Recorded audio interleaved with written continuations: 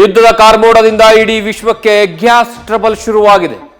ಭಾರತದಲ್ಲಂತೂ ಅನಿಲ ಹಾಹಾಕಾರ ಹೆಚ್ಚಾಗಿದೆ. ಮಹಾನಗರಗಳಲ್ಲಿ ವಾಣಿಜ್ಯ ಗ್ಯಾಸ್ ಪೂರೈಕೆಯಲ್ಲಿ ವ್ಯತ್ಯಯವಾಗಿದೆ. ದೇಶದಲ್ಲಿ ಅನಿಲ ಪೂರೈಕೆ ಸಮಸ್ಯೆ ಇಲ್ಲ ಅಂತ ಹೇಳುತ್ತಲೇ ಕೇಂದ್ರ ಹೆಚ್ಚುವರಿ ಉತ್ಪಾದನೆಗೆ ಮೊರೆ ಹೋಗಿದೆ.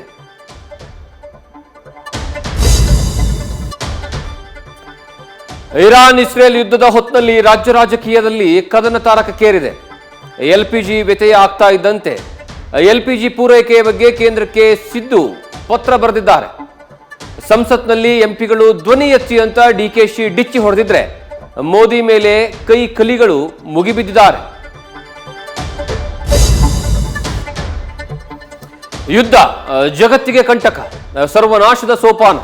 ಆದ್ರೀಗ ಯುದ್ಧಕ್ಕೆ ತಿಲಾಂಜಲಿ ಇಡುವ ಮಾತನ್ನ ಟ್ರಂಪ್ ಆಡ್ತಾ ಇದ್ದಾರೆ. ಶೀಘ್ರದಲ್ಲಿ ಕದನ ವಿರಾಮದ ಸುಳಿವನ್ನು ನೀಡಿದ್ದಾರೆ.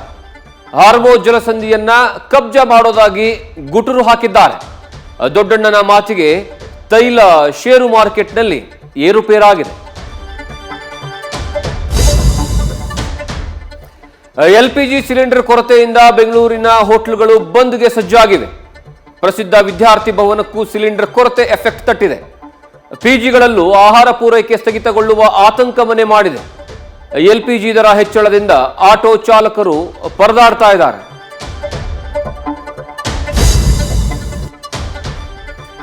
ಹನಿ ಹನಿ, ಇದು ಹನಿ ಟ್ರ್ಯಾಪ್ ಕಹಾನಿ.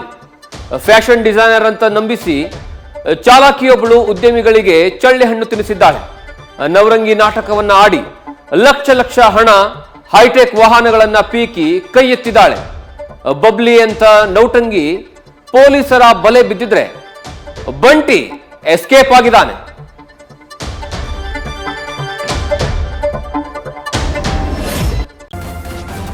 ನ್ಯೂಸ್ ಫಸ್ಟ್, ನಿರ್ಭೀತಿಯಿಂದ ನಿಮ್ಮ ಪರವಾಗಿ.